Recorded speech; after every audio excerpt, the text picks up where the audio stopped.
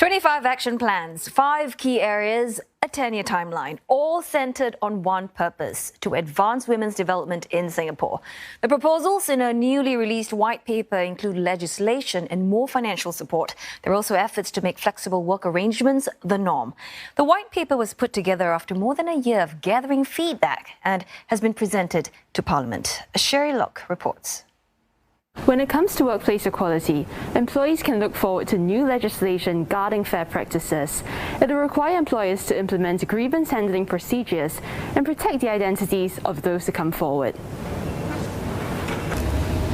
Meanwhile, a new set of tripartite guidelines means companies now have to consider flexible work requests fairly and properly. Flexible arrangements will become a norm in our future workplaces. And this enables more women, especially those with caregiving responsibilities, to remain or to return to work. For the employers, offering flexible arrangements also allow them to be able to tap on a larger pool of talent, not just women, but seniors as well, who value flexible arrangements to be able to come back to work. Next, greater support for caregivers, most of whom tend to be women. The home caregiving grant will be doubled to $400 a month for eligible families. It lets caregivers tap respite care options, which are also set to increase with more child and elder-minding services in the works.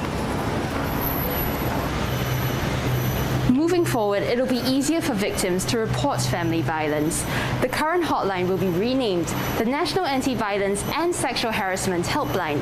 Its capacity will also be expanded to take on more calls.